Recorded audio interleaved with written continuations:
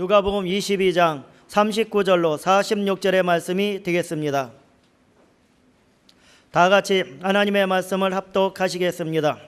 예수께서 나가사 습관을 따라 감난산에 가시매 제자들도 따라갔더니 그곳에 이르러 그들에게 이르시되 유혹에 빠지지 않게 기도하라 하시고 그들을 떠나 돌 던질 만큼 가서 무릎을 꿇고 기도하여 이르시되 아버지여 만일 아버지의 뜻이거든 이 잔을 내게서 옮기시옵소서. 그러나 내 원대로 마옵시고 아버지의 원대로 되기를 원하나이다 하시니 천사가 하늘로부터 예수께 나타나 힘을 더하더라. 예수께서 힘쓰고 있어 더욱 간절히 기도하시니 땀이 땅에 떨어지는 핏방울같이 되더라. 기도 후에 일어나 제자들에게 가서 슬픔으로 인하여 잠든 것을 보시고 이르시되 어찌하여 자느냐 시험에 들지 않게 일어나 기도하라 하시니라. 오늘 말씀을 나누기 전에 찬양을 한 장 하나님 앞에 함께 고백했으면 좋겠습니다. 8월 달에도 우리는 주님만 바라볼 것입니다. 주만 바라볼지라. 이 찬양 가운데 제가 늘 우리의 작은 신음에도 응답하신 하나님, 그 하나님을 늘 기억하자고 그랬는데 이 가사에 보면 또 이런 가사도 있어요. 우리 주님이 너를 얼마나 사랑하시는지. 하나님의 사랑을 늘 감격하는 사람은 행복하죠. 어떤 어려움도 넉넉하게 나갈 수 있도록 하나님의 사랑 가운데 힘을 주실 줄로 믿습니다. 우리 함께 찬양을 주님의 사랑을 가슴에 품고 고백하겠습니다.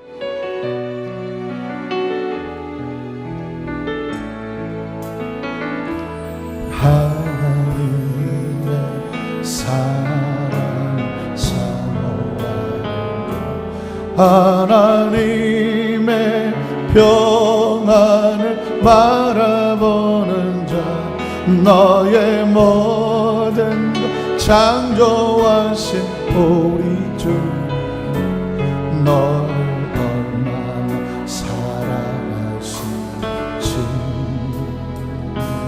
하나님께 찬양 경배하다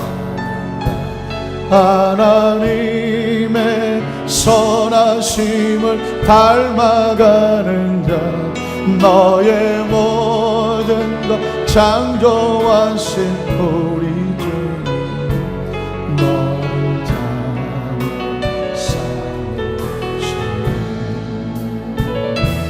하나님 사랑의 눈으로 너를 어릴 때나 바라보시고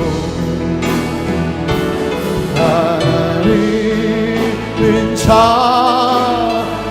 자비로서 언제나 너의 기워이시니 어둠에 맑은 빛을 비춰주시고 너의 작은 신음에도 응답하 넌 어느 곳에 있든지 주를 향하고 주만 바라본 하나님 사랑의 눈으로 하나님 사랑 눈으로 너를 어릴 때 바라보시고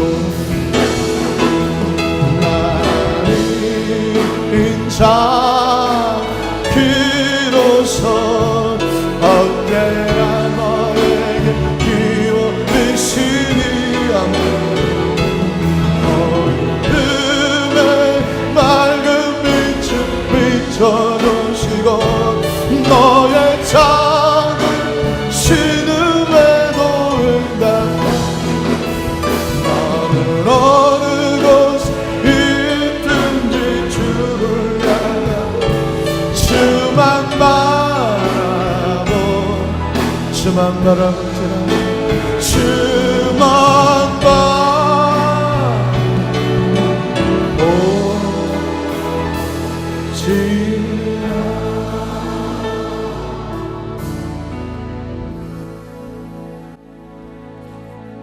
오늘도 세상은 우리의 몸과 마음과 생각과 상황 속에서 끊임없이 우리 시선을 빼앗으려고 하지만 오늘 우리 함께 고백한 것처럼 어떤 상황 속에서 어디 있더라도 주님만, 하나님만, 하늘만 바라보시는 저와 여러분 되시기를 주님의 이름으로 축원합니다. 한 번 더 따라하실까요? 하나님 아버지, 눈물의 의미와 축복.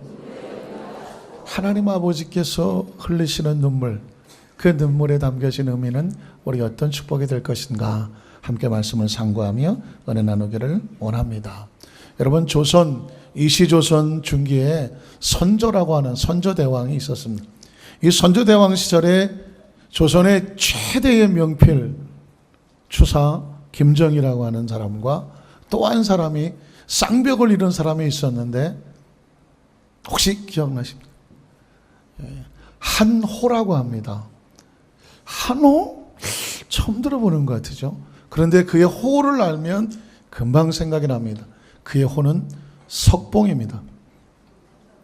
눈치가 확 생기죠. 예. 한석봉을, 예, 그렇습니다. 우리는 한석봉 하니까 원래 그 사람의 이름이 한석봉인 줄 알았어요. 그런데 자료를 보니까 원래 이름은 한호라고 하고 호가 석봉이에요. 그래서 한석봉 하는 것입니다. 인터넷에 한석봉 치니까 한석봉이라는 자료보다는 석봉 토스트, 그죠? 혹시 들어보니까 최근에 보니까 석봉 무슨 떡볶이집도 나왔다고. 이 석봉이라는 이름이 어떻게 토스트하고 이 떡볶이집으로 좀 이렇게 상호가 돼버린 그런 것처럼 돼버리는데, 사실 조선 최고의 명필가는 추사 김정희와 석봉이라는 한석봉의 석봉체가 있는 거죠. 그런데 사실상 이 한석봉이라는 사람보다 더 유명한 사람은 한석봉의 어머니입니다. 한석봉의 글씨체도 잘 생각이 안 나고 그 사람이 어떤 일을 했는지 잘 기억은 안 나요. 그런데 한석봉의 어머니가 한 말은 기억에 있습니다. 뭐라고 말했나요? 나는 떡을 썰 테니 너는 글을 쓰거라 그랬습니다. 어떤 상황인지 아시죠? 어린 석봉을 최고의 명필가로 만들고 싶은 어머니가 먼 곳에 떨어져 있는 그 스승에게 한 사람을 정하고 석봉을 보내서 글씨체 공부를 하도록 했습니다. 어린 나이부터 글씨만 쓴다는 게 쉽지 않잖아요. 부모, 엄마, 아버지도 보고 싶고 집에 가고 싶고 친구들과 놀고 싶고. 그래서 이 석봉이 어느 정도 글씨를 배웠다고 싶을 때 그만 그곳에서 빠져나와서 도망을 쳤어요. 그리고는 집으로 달려왔습니다. 얼마나 보고 싶었을까요? 어머니, 석봉이입니다. 아마 석봉이란 이름만 들으면 어머니가 달려나와서 끌어안아 줄 줄 알았을 거예요. 그런데 어머니가 보니까 아직 올 때가 안 됐는데, 아직 멀었는데 이 아이가 어머니 석봉이가 왔습니다 라고 문을 두드릴 때 어머니가 눈치를 챘죠. 이 아이가 너무 힘들고 또 집도 보고 싶고 그 하는 것도 어려우니까 중간에 도망 온 모양이다. 어머니가 얼굴을 풀지 않습니다. 차가운 목소리. 네가 이 시간에 지금 여기 왜 와 있느냐? 어머니, 어느 정도 글씨체를 공부했습니다. 어머니가 너무 보고 싶고요. 집이 너무 그리웠습니다. 그래서 한 걸음에 달려왔습니다. 이쯤 되면 어머니가 그래, 얼마나 힘들었어. 네가 도중에 좀 힘들어서 온 모양인데 오늘 저녁은 여기서 자고 내일 가자. 이렇게 할 수도 있을 텐데 이 석봉이 어머니는 어떻게 하냐면 아직도 냉랭한 얼굴로 그래? 네가 얼마나 공부를 했는지 얼마나 글씨를 배웠는지 한번 테스트해보자. 방 안으로 들어가죠. 그리고 어떻게 합니까? 호롱불을 꺼버리는 컴컴한 방 안에서 어머니는 떡판에 앉아있고 아들에게는 종이와 붓을 주면서 했던 유명한 말이 나는 떡을 썰 테니 너는 글을 쓰거라. 얼마나 황당했겠습니까? 석봉은. 아니 컴컴한 방에서 어떻게 글을 쓴단 말입니까? 그러나 네가 글씨체를 얼마나 썼는지 네 스스로도 박든지 박지 않든지 간에 정확하게 글을 쓸 때는 것이 저거 돼야 명필가라고 할 수가 있는데 얼마나 썼는지 한번 보자. 시간이 지나고 나서 불을 켰을 때 여러분 어떻습니까? 어머니가 썰어놓은 떡은 정확하게 불이 꺼져 있었어도 그러나 그 아들 석봉이가 썰어놓은 글은 엉망진창될 수밖에 개발 세발이 될 수밖에 없어요. 우리도 불 꺼놓고 글씨를 쓴다고 하더라도 그게 제대로 간격이 맞거나 모양이 나올 수는 없지 않아요. 그러자 어머니는 말합니다. 네가 이 시대의 최고의 명불가가 되기 위해서 이 정도 노력해서는 절대로 되지 않는다. 당장 가라. 그 저녁에 어린 석봉을 다시 돌려보내야 하는 그 어머니의 꾸중과 책망을 듣고 나서 무언가 깨달은 것이 있었을까요? 석봉은 그 길로 가서 최고의 명필가가 될 때까지 다시 돌아오지 않았던. 여러분, 우린 그냥 한 스토리, 일화로, 예화로 알고 있지만은 저는 어느 날 문득 이 어머니의 마음이, 석봉이라고 하는 유명한 문신과 문필가보다도, 그의 명필보다도 그를 그렇게 만들었던 어머니가 배후에 흘린 눈물은 얼마나 어마어마했을까.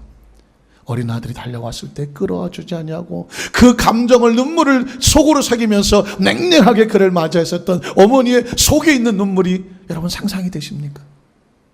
그를 어둠 속에서 글을 쓰게 하고, 네가 지금 너의 실력이 얼마나 부족한지를 깨우치게 하기 위해서 불이 켰을 때에 엉망진창으로 써놓은 그 글을 보면서 아이가 풀이 죽어 있는 그 모습을 보아야 되는 어머니의 마음, 그리고 그 밤에 따뜻한 밥 함께, 그리고 따뜻한 어머니 품에서 하루 저녁 재워주지 못하고 쫓아보내요. 그리고 그 길을 떠나가는 아들의 뒷모습을 보면서 어머니는 얼마나 또 처절한 눈물을 삼켜야 됐을까요? 뿐만 아니라 그 아들이 최고의 명필가가 되기 위해서 그 하루하루 기다려야 되는, 아들이 보고 싶지 않은 어머니가 어디 있나요? 그 아들을 기다리면서 눈물을 흘리면서 참아내야 하는 그 어머니의 눈물. 사랑하는 성도 여러분, 그러고 보니까 이 시대의 어머니, 아니 어느 시대든 어머니나 아버지가 자식을 위해서 흘리는 그 눈물은요, 수없이 많은 의미를 가지고 있는 것을 발견하게 되죠. 성경에 보면 하나님 아버지께서 우리의 믿음의 선배들을 만들어가는 과정을 보면 처절한 눈물로 가득 타 있는 것을 발견합니다. 혹시 여러분 성경 읽다 보니까 성경이 축축하게 젖어 있지 않던가요? 무엇으로 젖어 있어요?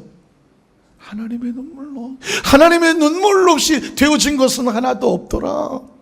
그 모습을 우리가 상고하고자 하는 이유가 뭐냐면, 오늘 저와 여러분의 이 자리에 있기까지 우리를 위해서 눈물을 흘려주시는 하나님 아버지의 눈물의 의미를 발견할 수 있다고 한다면, 여러분 그 눈물, 나를 위해 흘려주시는 하나님의 눈물을 가슴에 품은 사람은 이 세상에서 가장 행복한 사람인 줄로 믿습니다.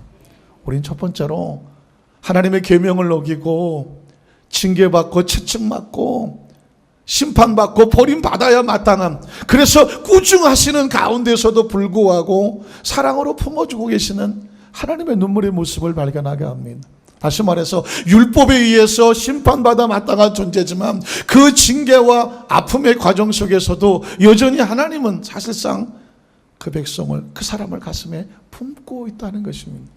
여러분 창세기 3장 16절로 21절에 보면 아담과 하와가 하나님 앞에 범죄하여 하나님께서 그들을 심판하셔요. 안타깝지만 징계하고 책망해서 에덴 동산에서 쫓아버려요.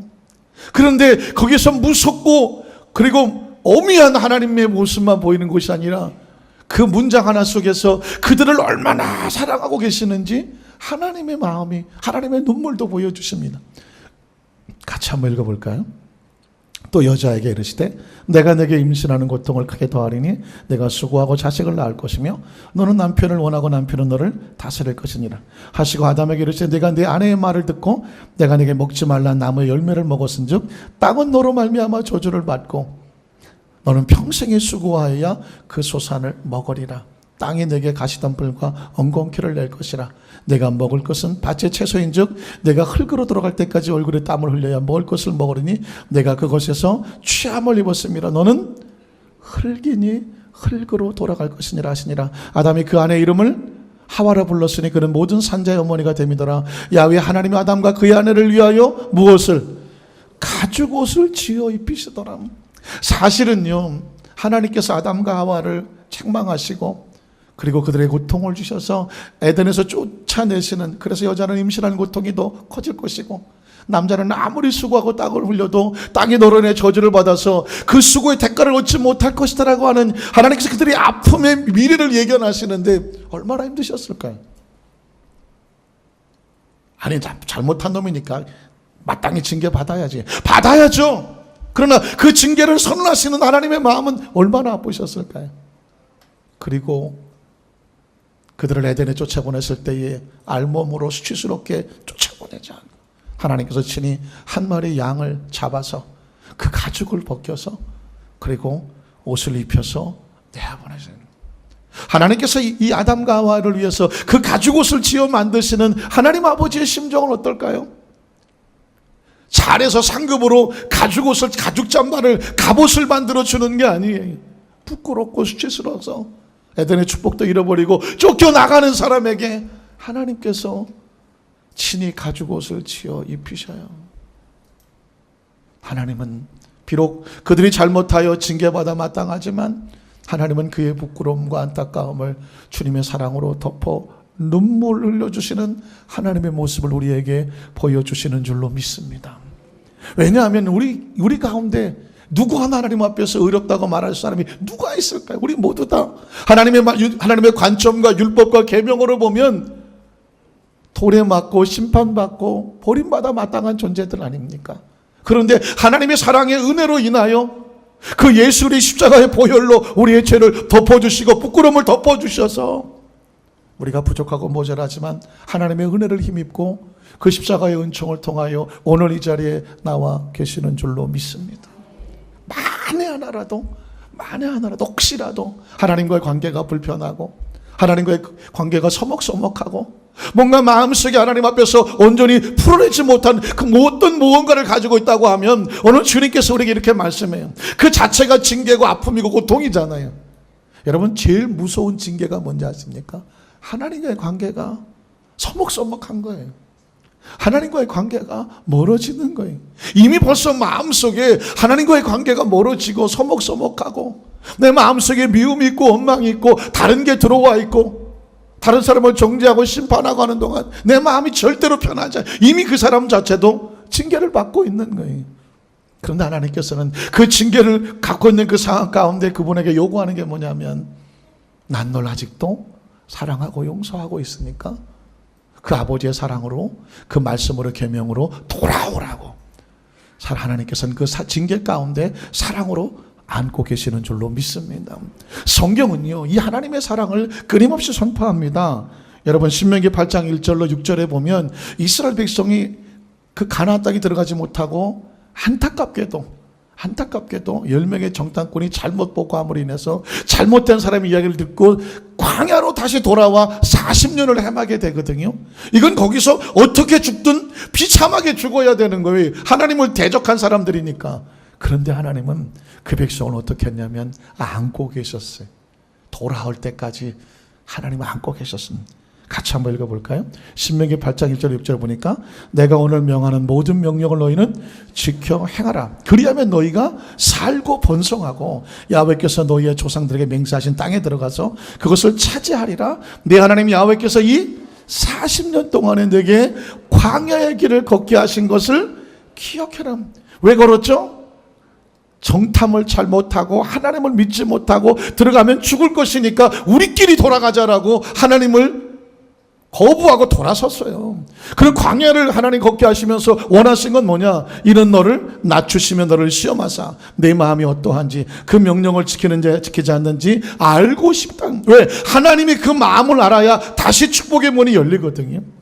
하나님이 너를 낮추시고 너를 줄이게 하시며 또 너도 알지 못하며 내 조상들도 알지 못하던 만나를 내게 먹이신 것은 사람이 떡으로만 사는 것이 아니라 하나님께서 나오는 모든 말씀으로 사는 줄을 내게 알게 하려 하심이라. 아무리 어렵고 힘든 상황이라도 하나님이 먹이시면 광야에서도 먹이신다. 그러니까 믿음으로 들어가는 것이지 너의 능력으로 들어가는 것이 아니다. 그래서 이 40년 동안에 내 의복이 헤어지지 아니하였고 내 발이 부르트지 아니했다. 사실은 연단이고 징계고 채찍이고 아픔의 과정을 지나가고 있는데 하나님은 그 백성을 버려두지 아니하더라. 하나님께서 가슴에 안고 계시더라. 그래서 너는 사람이 그 아들을 징계함 같이 내 하나님 야훼께서 너를 징계하시는 줄 마음에 생각하고, 여기서 말하는 징계라는 것은 자기 아들을 사랑해서 채찍질하고 이렇게 해라 저렇게 해라고 꾀로 구중도 하고 올바른 길로 인도하는 것처럼 하나님이 그 백성을 징계한다는 것은 뭐냐면 사랑으로 그들의 길을 인도하고 있다는 것을 마음에 생각하고 내 하나님 야훼의 명령을 지켜서 그의 길을 따라가며 그를 어떻게 해라? 경외하라고. 하나님께서 우리에게 때로 이 길도 맞고 저 길도 맞고 하나님께서 원하시는 길로 가게 할 때는 뭐냐면 하나님께서 그의 길로 가서 마침내 거기서 축복하시려고 하는 하나님의 의도와 계획이 있다는 것을 여러분 기억하시기를 주님의 이름으로 축원합니다. 성경은 하나님 백성들에게 징계가 있다고 말해요. 채찍이 있다고 말해요. 꾸중이 있어요. 잘못 가면, 잘못 행하면. 그런데 그건 절대로 그 사람을 망하게 하려는 것이 아니라 그 사람을 옳은 길로 인도해서 축복하시기를 원하시는 하나님의 사랑의 눈물이라는 것을 기억하시기를 주의 이름으로 축복합니다. 잠언 3장 12절은 그래서 이렇게 말하고 있습니다. 대저 야훼께서 그 사랑하시는 자를 뭐하기 위하여 징계하시기를 마치 아비가 그 기뻐하는 아들을 징계함같이 하는 거예요. 아버지가 아들을 징계할 때는 희망이 있는 거예요. 기대가 있는 거예요. 아직도 그에게 바라고 있는 가능성을 보고 있는 거예요. 그런데 아버지가 아들에게 전혀 더 이상 책망도 안 하고 버려두고 방임하고 수수방관한다면 뭐가 없어요? 기대가 없고 사랑이 없고 가능성이 없고 아무런 꿈이 없을 때 버려두는 거예요. 여러분, 그래서 히브리서 12장 5절로 11절에 보면 하나님이 자기 백성을 징계하시는 하나님의 마음을 이렇게 기록합니다. 또 아들들에게 권하는 것 같이 너희에게 권면하신 말씀도 잊었도다. 일렀을 때 내 아들아 주의 징계하심을 경히 여기지 말며 그에게 꾸지람을 받을 때에 낙심하지 말라. 주께서 그 사랑하시는 자를 뭐하시고 징계하시고 그가 받아들이시는 아들마다 채찍질한다. 하나님께서 사랑하고 그를 용납하기 때문에 아직도 희망이 있는 사람에게는 징계하고 채찍질 하시는 거예요. 너희가 참음은 바로 징계를 받기 위함이라. 그 가운데 견뎌낼 수 있는 건 뭐냐면 하나님의 징계의 의미를 알기 때문이죠. 하나님의 아들과 같이 너희를 대우하신다. 기억하십니까? 하나님은 자기 아들과 같이 저와 여러분을 여겨주시는 줄로 믿습니다. 그래서 어찌 아버지가 징계하지 않는 아들이 있겠습니까? 이 세상의 아버지는, 이 세상의 어머니는 자기 아들이 정말 잘 되기를 원해요. 그래서 그 징계는 모든 자녀들에게 다 있게 마련인 거예요. 그러나 너희에게 징계가 없으면 뭐예요? 안타깝지만 사생자요 친아들이 아니다. 정말로 피같이 사랑하는 사랑이 쏟아지지 않는 관계이기 때문에 징계하지 않는 거예요. 육신의 아버지가 우리를 징계하여도 공경하였거든 하물며 모든 영의 아버지께서 더욱 복종하며 살려 하지 않겠느냐. 그들은 육신의 아버지는 잠시 자기 뜻대로 우리를 징계하였거니와 오직 하나님은 우리의 유익을 위하여 그의 거룩하심에 참여하게 하시느니라. 무릇 징계가 당시에는 어때요? 즐거워 보이지 않아요. 지금 징계라는 말을 하는 저도 힘들어요. 그렇지 않겠습니까? 징계라는 단어 자체가 힘들어. 말하는 자체가 힘들고 설명하는 것도 힘들어. 그러니 징계를 당한다는 건 얼마나 힘들어요. 그러나 어떻습니까? 그 징계가 당시에는 즐거워 보이지 않지만 후에는 그로 말미암아 연단받은 자들은 그 채찍일과 꾸짖음을 통해서 훈련받고 더 새로운 모습으로 변화된 자들은 어때요? 의와 평강의 열매를 맺느니라. 이게 하나님께서 당신의 백성들을 훈련시켜 가시는 하나님의 마음인 줄로 믿습니다. 제가 아까도 말씀을 드렸지만 하나님과의 관계 속에서 혹시라도 아주 조금이라도 불편한 관계가 있다고 하면 여러분 스스로 고통스러운 거예요. 그게 사실은 꾸지람이에요. 스스로 고통당하는 게 꾸지람이고 채찍이고 그게 징계예요. 제가 말씀드렸죠. 바깥에 비가 와요. 바깥에 나가면 비 맞습니까? 안 맞습니까? 비 맞아요. 하나님의 나라는 법칙이거든요. 자, 비 안 맞으려면 어떻게 해야 돼요? 다시 돌아오면 되는 거예요. 이게 하나님께서 원하시 나가서 비 맞는 것 자체가 그게 징계예요. 하나님께서 뭐 가만히 있다가 이런 몽둥이로 뿡 때리는 게 아니라 하나님 법칙에서 벗어나면 스스로 고통스러운 거예요. 사랑하지 않으면 고통스러운 거예요. 미워하면 고통스러운 거예요. 분노하면 고통스러운 거예요. 비 오는데 나가면 고통스러운 거예요. 더운데 나가도 고통스럽고 추운데 나가도 고통스러운 거예요. 그래서 하나님께서 내 안에 거하라, 내 품 안에 거하라고 계명 안에 들어와 있으면 계명이 그 사람을 보호하고 지켜주는 줄로 믿습니다. 그래서 우리가 그 순간에 잘못 행하여 고통당하는 그 순간에도 하나님의 마음을 기억하라는 거예요. 하나님이 얼마나 아파하시는지. 그리고 다시 돌아오기를 눈물로 흘리며 우리에게 사랑을 쏟아주고 있다는 사실을 꼭 기억하시기를 주님의 이름으로 축원합니다. 두 번째, 하나님의 말씀에 전적으로 순종하는 사람은요, 하나님 모시고 눈물을 흘리시는 거예요. 혹시 그런 거 아십니까? 모든 사람이 자기를 말을 안 들어요. 오해해요. 그런데 갔던 사람은 나의 말을 끝까지 믿어주고 그 편에 서서 있어줄 때 우리는 얼마나 고맙고 감사합니까? 사람의 관계 속에도 그런데 성경을 보면 하나님이 감격하실 때는 언제 감격하시느냐? 하나님을 믿어주는 사람, 신뢰해주는 사람, 끝까지 그 편에 서주는 사람에게 하나님은 펑펑 눈물을 흘리시는 것을 발견합니다. 여러분, 창세기 12장에 보면 아브라함이 나온다고 제가 귀에 못이 박히도록 말씀을 드리는데요, 아브라함이 그때 하나님 만날 때가 75세예요. 그런데 여러분, 인간의 나이 75세는 많은 나이라고 볼 수 있겠지만 아브라함이 처음 하나님을 만나니까 영적으로 말하면 갓난아이와 같은 거죠. 어린아이와 같아요. 하나님 아브라함을 만나셔서 본토 친척 아비 집을 떠나서 이제부터는 내가 너에게 지시하는 땅으로 가라. 그러면 내가 너를 창대하게 만들고 네 자손이 하늘의 별같이 많을 것이고 내가 많은 사람에게 복의 근원이 될 것이라고 말했어요. 그러나 어린 아브라함은, 나이가 아니라 영적으로 어린 아브라함은, 믿음이 어린 아브라함은 하나님 말씀에 따라 가나안에 갔지만 10절에 가서 보니까 귀근이 다가와서 자기 스스로 영적으로 방향을 정할 능력이 없었어요. 그래서 애굽이 더 좋아 보이니까 애굽으로 갔다가 부인을 잃어버리죠. 하나님은 다시 끌어다가 갖다 놓아요. 여러분, 이 과정이 필요합니다. 이것을 훈련받는다고 말해요. 하나님께서는 그의 아내를 통해서 후사를 정하겠다고 말하자 아브라함은 믿지 않아요. 하나님, 저 90 먹은 할머니가 무슨 나이를 낳겠어요. 그러나 하나님께서는 그 사라를 통해서 이삭을 낳게 합니다. 하나님께서는 지금 아브라함을 훈련시키고 있죠. 자, 아브라함의 마지막 파이널 테스트가 있는데 창세기 22장에 보면 정말 누가 들어도 황당한 상황이 하나 벌어집니다. 그건 뭐냐면 하나님께서 아브라함에게 이삭을 모리아산에 가서 무엇으로 드려라? 번제로 드리라. 태워서 드리는 제물로 드리라고 하는 테스트를 하는 겁니다. 석봉의 어머니가 불을 끄고 글을 쓰라고 말했을 때 한석봉은 얼마나 황당했을까요? 그런데 이건 아무것도 아니에요.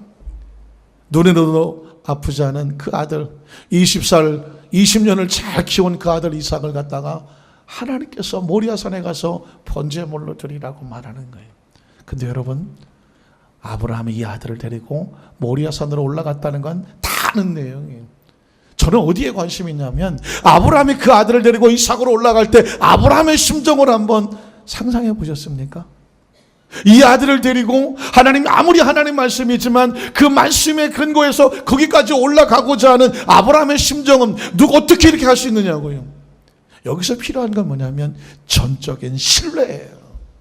믿음이란 뭐냐면 이해가 돼서 하는 게 아니에요. 만져보고 하는 게 아니에요. 눈으로 보고 하는 게 아니에요. 귀로 듣고 나서 하는 게 아니에요. 하나님에 대한 절대 신뢰가 있기 때문에 지금 눈에는 안 보이고 지금 귀에는 안 들리고 손에 잡혀지지 않지만 하나님에 대한 신뢰를 가지고 이 말도 되지 않는 상황이지만 그 신뢰의 현장까지 함께 가주는 거예요. 이걸 뭐라고 말하냐면 믿음이라고 말하는 건데, 그 믿음을 보여줄 수 있는 사람에게 하나님은 감격하는 거예요. 믿음이란 뭐냐? 하나님을 절대로 신뢰하는 거라고 말했죠. 자기를 끝까지 신뢰해주는 사람 앞에 하나님은 펑펑 눈물을 흘립니다. 여러분, 창세기 22장 1절 이하에 보면, 10절에 보면 아브라함이 이삭을 데리고 모리아산으로 올라가는 모습을 보게 될 텐데요, 하나님의 마음, 아브라함의 마음, 혹시 우리도 부모니까, 아니면 아직 부모가 아닌 사람이 있다면 나중에 내 자식을 내가 이렇게 끌고 올라간다면 어떤 심정일까? 부모된 심정에서 같이 한번 읽어볼까요? 읽어봅니다. 그 일 후에 하나님이 아브라함을 시험하시려고 그를 부르시되 아브라함아 하시니 그가 이르되 내가 여기 있나이다. 야훼께서 이르시되 내 아들 내 사랑하는 독자 이삭을 데리고 모리아 땅으로 가서, 여기까지는 괜찮죠? 내가 내게 일러주는 한 산 거기서 바캉스를 보내라. 이랬으면 얼마나 좋았겠어요. 근데 거기서 그를 무엇으로 드리라? 번제로 드리라고 하는 순간 아브라함은 얼마나 청천벽력이었겠습니까? 다시 말씀하세요. 다시 뭘 드리라고요? 아브라함은 기가 막혔을 거예요. 아브라함이 그런데 어떻게 합니까? 밤새도록 몸부림을 쳤을 텐데 그는 새벽같이 일어나 아침 일찍 일어나서 나귀에 안장을 치고 두 종과 그 아들 이삭을 데리고 번제에 쓸 나무를 쪼개. 그 번제에 쓸 나무를 쪼개는 순간 누구의 마음도 쪼개져요? 아브라함의 마음도 쪼개져. 이 나무가 토막 나듯이 내 아들을 이렇게 찍어서 내가 번제로 드려야 된단 말인가? 그러나 아브라함은 속으로 울고 있죠. 그러나 하나님께서 자기 일러주신 곳으로 갑니다. 제3일에 아브라함이 눈을 들어 그곳을 멀리 바라본 그곳이 어디예요? 내 아들을 번제로 드려야 될 모리아산 꼭대기, 내가 저길 올라가야 된다. 여러분 심정이 어떨 것 같아요? 아브라함은 피눈물을 흘리지 않겠습니까? 이 아브라함의 종들에게 대해 너희는 나귀와 함께 여기서 기다려라. 내가 아이와 함께 저기 가서 예배하고 우리가 너에게로 다시 이건 하나님과 절대 신뢰가 아니면 안 되는 거예요. 지금 여러분 우리에게 아브라함은 무엇을 보여주고 있느냐면 믿음이라고 하는, 우리가 믿는 믿음이라는 것은 뭐냐면 하나님을 향한 절대 신뢰예요. 우리에게로 돌아오리라 하고 아브라함이 예 번제나무를 가져다가 그의 아들 이삭에게 지우고 자기는 불과 칼을 손에 들고 두 사람이 동행하더니 이삭이 그 아버지 아브라함에게 말하여 이르되 내 아버지여. 옳게 오지 않았어요? 옳게 오지 않았어요. 아버지가 이상하잖아요. 아버지가 이상하잖아요. 눈을 안 맞히잖아요. 아버지가 울고 있잖아요. 이삭이 묻잖아요. 아버지. 그가 이르되 아들아 내가 여기 있어. 왜? 이삭이 아브라함과 눈이 마주쳤을까요? 나무는 있는데, 번제할 나무는 있는데 그 번제할 어린 양은 아빠 어디 있습니까? 아브라함이 이르되 뭐라고 대답해요? 내 아들아 번제할 어린 양은 하나님이 자기를 위해서 친히, 이걸 절대 신뢰라고 말하는 거예요. 절대 신뢰가 안 되면 가장 소중한 아들을 내려놓을 수가 없는 거예요. 여러분 절대 신뢰는 눈물로 가는 거거든요. 그리고 두 사람이 함께 나가서 하나님이 그에게 일러 주신 곳에 이른지라. 이 아브라함이 그곳에서 거침없이 제단을 쌓고 나무를 버려놓고 그의 아들 이삭을 결박하여 제단 나무에 놓고 손을 내밀어 칼을 잡고 그 아들을 잡으려 합니다. 성경은 서술하고 있지만 여러분 지금 아브라함의 마음은 어떻습니까? 이게 가능한 이야기입니까? 하나님에 대한 절대 신뢰를 하며 하나님은 내 아들을 죽이지 아니하실 것이다. 여러분 혹시 그 하나님에 대한 절대 신뢰가 있으십니까? 내가 지금 이런 상황 속에 있는 거, 남들이 말할 때 다 힘들고 어렵고 고통스럽고 더 이상 희망이 없다고 하는 그 상황 속에서 하나님은 이 상황 속에서 절대로 내 아들을 죽게 하지 아니하실 것이다. 하나님 내 가정과 사업과 직장에 하나님은 절대로 우리를 망하게 하지 아니하실 것이다. 하나님께서 우리에게 요구하는 것은 모두가 안 된다고 하는 상황 속에서, 모두가 끝이라고 하는 상황 속에서 하나님을 향하여서 하나님은 선하시다, 그분은 우리를 망하게 하실 것이 아니다 라고 하는 절대 신뢰의 고백과 행동하는 자를 하나님은 지금도 찾고 계시는 줄로 믿습니다. 그래서 여러분 히브리서 11장 6절에 하나님께 나아간 자는 반드시 그가 살아계신 것과 그가 자기를 찾는 자들에게 상 주신 이심을 어떻게 해준다고요? 믿어야 된다고, 신뢰해야 된다고 말하고 있는 것입니다. 저는 여기서 아브라함이 얼마나 눈물을 흘렸을까? 아브라함의 눈물을 발견하게 되는데요, 아브라함의 눈물보다 더 펑펑 우는 하나님의 눈물을 볼 수 있어야 돼요. 왜냐하면 이 세상에서 가장 힘든 게 뭐냐면 자기 자식이 우는 모습을 보는 부모의 심정 아닌가요? 여러분은 어떠세요? 난 그거 못하겠더라고요. 내 자녀가, 내 아들이 눈물을 흘리는 모습을 보아야 되는 건 못 보겠더라고요. 제가 미국에서 선교사 생활을 마치고 한국으로 귀임하게 될 때 우리 아이에게 제일 마지막으로 얘기했어요. 다른 사람은 다 알아요. 차마 말을 못하겠어요. 한국에서 떠날 때도 고통스럽게 떠났던 아이인데 이제 어느 정도 적응된 아이를 내가 한국으로 다시 돌아온다고 말을 못하겠어요. 형들과 친구를 통해서 알게 됐어요. 보니까 차 안에서 1시간을 울고 앉아있더라고요. 옆에 갈 수가 없었어요. 마지막 예배를 드릴 때 이 아이가 형들하고 같이 축송을 하더라고요. 또 하나의 열매를 바라시며 찬양을 하는데 걔를 보는데 내가 눈물이 나요. 펑펑 울었어요. 근데 이놈도 펑펑 울더라고요. 나중에 울었어. 너 왜 우냐 그랬더니 아빠가 울었잖아요. 걔는 나 우는 거 보고 울었고 나는 걔 우는 거 보고 울었어. 저는요 그건 못하겠어요. 자식이 우는 거를 내가 아주 천연덕스럽게 아무 일도 없다는 듯이 그렇게 못 쳐다보겠어요. 왜 그러냐면 하나님이 그러실 것 같잖아요. 여러분, 그래서 하나님께서 아브라함이 그렇게 하나님을 절대 신뢰하니까 하나님이 아브라함을 향해서 어떤 마음을 주시는지 아십니까? 여러분, 창세기 22장 11절로 18절을 보면 여기서 하나님의 눈물을 한번 느껴보시겠습니까? 같이 가볼까요? 야훼의 사자가 하늘에서부터 그를 불러 이르시되 아브라함아, 아브라함아. 더 읽을 수 있겠어요? 자기를 신뢰하고 자기 아들을 하나님 앞에 내어 맡기고 칼을 잡고 있는 그 아브라함을 향해서 하나님이 더 어떻게 말을 해요? 뭐라고 말을 해요? 아브라함아, 전 알아요. 지금 이 자리에 계신 많은 성도들 가운데서도 얼마나 힘들고 어렵게 신앙생활을, 얼마나 힘들고 어렵게 그 과정을 겪어나가면서 오늘 믿음 지키고 있고 신앙 지키고 있고 아내의 자리를 지키고 남편의 자리를 지키고 있고 부모의 자리를 지키고 자식의 자리를 지키고 장로의 자리를 지키고 안수입사 권사의 집사하고 성가되고 남녀선교회 각 선교회에서 그 피눈물 나게 크리스찬의 자리를 지키고자 하는 한 번 한 번의 그 처절한 눈물이 얼마나 힘든지 알아요. 이 시대의 신앙 지키기가 얼마나 힘든지 알아요. 그런데 여러분, 그래서 흘리는 눈물을 하나님이 가슴 먹먹하게 다 함께 흘리고 계셔요. 그래서 아브라함아, 아브라함아, 더 말을 못 이길 정도로 여러분이 오늘 이 자리에 나와서 또 어느 곳에 있든지 주님을 바라보고 여러분이 어떤 상황인지 눈물을 흘릴 때 하나님께서 여러분에게 해주시는 것은 여러분의 이름을 불러주는 거예요. 아브라함아, 아브라함아 속에서 오늘 여러분을 향한 하나님의 음성을 듣게 되시기를 주님의 이름으로 축원합니다. 아브라함아, 아브라함 하신지라 아브라함이 이르되 내가 여기 있나이다. 너무 멋있는 말이, 하나님 그 힘들고 어렵지만 말씀이 있었기 때문에 하나님을 신뢰하고 그 아들을 맡기며 지금 내가 여기 있습니다. 아담아, 아담아, 네가 어디 있냐고 물었을 때 아담은 비참하게 저 나무 그늘아져서 하나님이 무서워서 숨었어요 라고 했는데 아브라함은 하나님 제가 여기 있어요. 우리 사랑 강동교회 성도님, 저와 여러분이 네가 어디 있냐고 했을 때 하나님 나 여기 말씀을 지키고 이 자리에 있어요 할 수 있는 저와 여러분 되시기를 주님의 이름으로 축원합니다. 내가 여기 있어요 하며 사자가 이르실 때 그 아이에게서 내 손을 대지 말라, 그에게 아무 일도 하지 말라. 여러분, 이거 이렇게 말씀한 하나님 마음이 어때요? 네가 네 아들 네 독자가 아들 내게 아끼지 아니하였으니 내가 이제야 내가 하나님을 경외하는 줄을 알았다. 이 얼마나 눈물 나요. 나를 경외하는 걸 내가 그 사람을 알게 됐어요. 저 사람이 나를 끝까지 신뢰해 주는 것을 알게 됐어요. 하나님이 원하는 건 그거 하나예요. 끝까지 네가 나를 신뢰해 주냐? 그거 하나를 원하는. 아브라함이 눈을 들어 살펴본 적 한 수양이 뒤에 있는데 뿌리 수풀에 걸려 있는지라 아브라함이 가서 그 순양을 가져다가 아들을 대신하여 번제로 드렸더라. 아브라함은 얼마나 울었겠습니까? 하나님은 역시 내 아들을 죽이잖아. 그분은 선하시다. 수양을 대신해서 아브라함 이삭을 내려놓고 거기서 번제를 드리면서 아브라함은 얼마나 감격의 눈물을 흘렸겠습니까? 그래서 그 땅 이름을 야훼 이레라고 했습니다.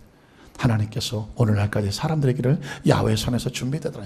야훼 이레는 아무나 경험하는 게 아니에요. 끝까지 신뢰하고 그 믿음의 정상에서 하나님을 신뢰했던 사람들이 하나님 예비한 축복을 맛보는 사람이 부를 수 있는 곳, 그것이 바로 야훼 이레인 줄로 믿습니다.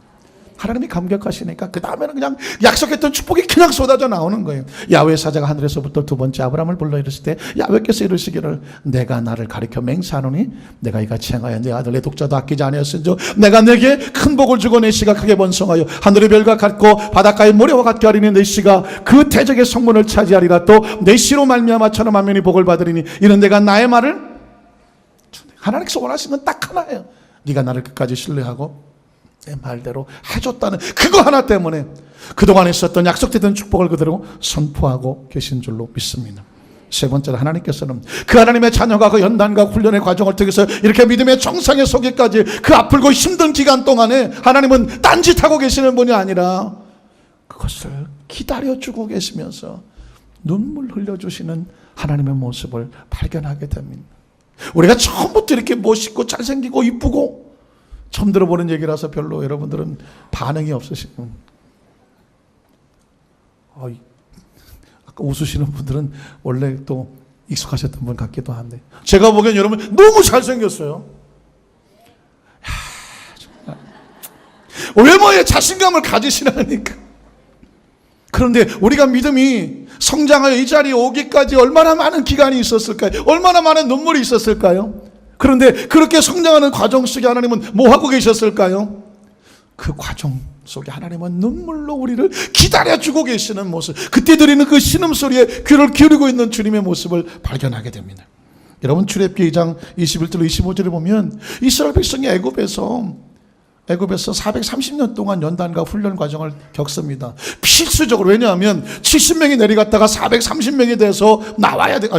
300만이 돼서 나와야 되거든요.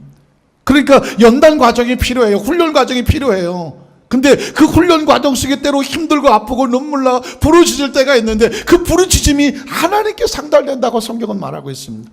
자, 출애굽기 2장 21절로 25절을 보면 같이 읽어볼까요? 모세가 그는 이드로라고 하는 장인이에요. 그와 동거하기를 기뻐하며 그가 그의 딸 시보라를 모세에게 주었더니 그가 아들을 낳으며 모세가 그의 이름을 게르솜이라 하여 이르되 내가 타국에서 나그네가 되었음이라 하였더라. 여러 해 후에 애굽왕은, 요셉을 알지 못한 애굽왕은 죽었습니다. 이스라엘 자손은 이제 고된 노동으로 말미암아 탄식하며 고된 노동은 과정 통해서 성장하는 과정이었는데 그 노동으로 말미암아 벌어지는 소리가 하나님께 상달되고 하나님이 그들의 고통 소리를 들으셨고 하나님이 아브라함과 이삭과 야곱에게 세운 그의 언약을 기억하사 하나님이 이스라엘 자손을 돌보아 주셨고 하나님이 그들을 뭐 하셨더라? 기억하셨습니다. 하나님은 자기 백성들 연단과 훈련 가운데 성장하는 과정 속에서 흘리는 땀과 눈물에 대해서 절대로 외면하지 아니하고 다 기억하시고 그 자녀가 힘들고 어려울 때 하나님께서는 어떻게 해요? 같이 눈물을 흘렸어요. 그래서 여러분, 출애굽기 3장 1절 5절에 보면 모세는 40년을 연단을 받았잖아요. 광야에서, 미디안 광야에서. 하나님께서 모세를 만나시고 어떻게 하신지 아세요? 여러분 잘 아시는 내용이지만 같이 한번 읽어볼까요? 모세가 그의 장인 미디안 지사장 이드로 양떼를 치더니 그떼를 광야 서쪽으로 인도하여 하나님의 산 호렙에 이르매 야훼의 사자가 떨기나무 가운데로부터 나는 불꽃 안에서 그에게 나타나시니라. 그가 보니 떨기나무에 불이 붙었으나 그 떨기나무가 사라지지 아니요. 제가 누누이 설교했던 장면이죠. 그러나 그 다음 장면을 보자고요. 모세가 이르되 내가 돌이켜가서 이 큰 광경을 보리라. 떨기나무가 어찌하여 타지 않냐 하는고 그때에 하나님께서 그가 누구예요? 모세가 보려고 돌이켜오는 것을 보신지라. 하나님이 떨기나무 가운데서 모세를 불러 이르심. 여러분, 이게 40년 만이에요. 모세가 광야를 도망쳐서 연단받고 훈련받은 지 40년 동안 하나님은 침묵하셨고 모세는 40년을 견뎠어요. 40년 만에 만나는 거예요. 모세는 이만큼 성장해 있어요. 나이는 많이 들었지만 하나님이 볼 때는 때가 된 거예요. 그래서 모세를 만나요. 하나님 하고 싶은 얘기가 뭐예요? 제가 성경을 보니까 하나님 자기 백성을 만나면 그 감격의 순간에 하시는 거 뭐냐면 이름을 불러주더라고요. 하나님께서 아브라함에게 그랬던 것처럼 모세를 만나니까 다른 말 하기 전에 먼저 뭘 불러줘요? 모세야 모세야 하더라고요.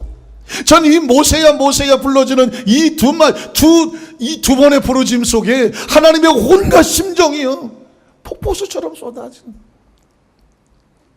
가장 큰 소리로 부를 것 같으면서도 가장 깊은 소리로 모세 얼마나 힘들었어, 얼마나 아팠어, 얼마나 외로웠어, 얼마나 두려웠어, 얼마나 무서웠어, 온갖 다 들어가 있잖아요. 연단 훈련 받을 때 얼마나 힘든데요. 사랑하는 성도 여러분, 사실 이 소리는 귀로 듣는 소리가 아니라 마음으로 듣고 영으로 듣는 거죠. 오늘 이 시간에 하나님의 말씀을 들을 때 아무리 많은 내용이 있다고 할지라도 정작 들어야 될 것은 뭐냐면 이 시간 여러분의 마음속에, 여러분의 심령 속에, 영혼 속에 하나님이 불러주시는 여러분의 이름이 들려지게 되시기를 주님의 이름으로 축원합니다. 그 이름 속에 내가 네 사정을 알고 아픔을 알고 네 눈물을 알고 내가 내 기도를 알고 처지를 알고 네 상황을 알고, 여러분 하나님께서 우리를 알아주시는 거잖아요. 여러분, 하나님께서 모세를 부른 다음에 새롭게 만들어졌잖아요. 하나님은 그 모세의 눈물의 고백을 듣고 나서 여러분 출애굽기 3장 6절로 12절에 보면 모세를 위로하시는데 이런 내용이 있습니다. 출애굽기 3장 6절로 10절 한번 볼까요?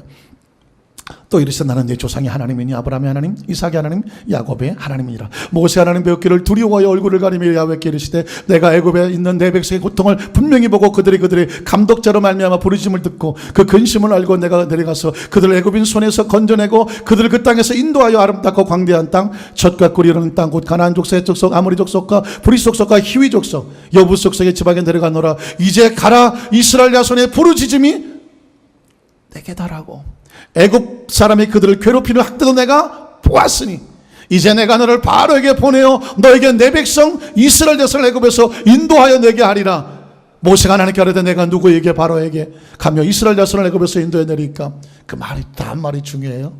하나님이 이르시되 내가 반드시 너와 함께 있으리라. 한번 따라 하시게. 내가 반드시 너와 함께 있으리라. 지나간 40년을 홀로 뒀잖아요. 연단받고 훈련받을 때는 혼자 있는 것 같아요.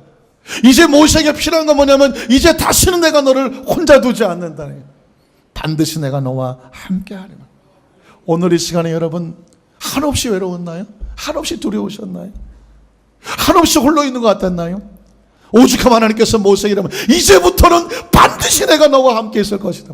오늘 8월달을 출발하면서 우리 강덕교회 우리 모든 성도들의 마음속에 이제부터 내가 널 반드시 혼자 두지 않겠다. 함께 하겠다. 절대로 외롭지 않게 하게 한다. 두렵게 하지 않겠다. 하나님의 말씀이 여러분의 심장에 아주 그냥 피부에 꽂히게 되시기를 주님의 이름으로 축원합니다. 마지막으로 자기 뜻이 아닌 하나님의 뜻을 따르는 자를, 그 힘들고 어려운 십자가 길을 올라가는 사람이 그가 흘리는 눈물 배후에 처절한 하나님의 눈물이 있습니다. 오늘 성경 본문은 예수님께서 겟세마네 동산에 올라가서 흘리시는 눈물인데 예수님이 눈물을 흘려요. 이거 하나님 눈물 보기도 힘든데 예수님이 눈물을 흘리는데 이건 그냥 눈물이 아니라 피눈물이라고 말하고 있습니다. 누가복음 22장 39절로 46절인데요. 예수님의 심정을 한번 느껴보시겠습니까? 같이 읽을까요? 예수께서 나가서 습관을 따라 감난산에 가시매 제자들로 따라갔더니 그곳에 이르러 그들에게 이르시되 유혹에 빠지지 않게 기도하라 하시고 그들을 떠나 돌덜질 만큼 가서 무릎을 꿇고 기도해 이르시되 아버지여, 만일 아버지의 뜻이거든 이 잔을 내게서 옮기시옵소서. 그러나 내 원대로 마시옵고 아버지의 원대로 되기를 원합니다. 여러분, 시를 읽고 있지 않습니다. 낭만적인 대화가 아닙니다. 죽느냐 사느냐입니다.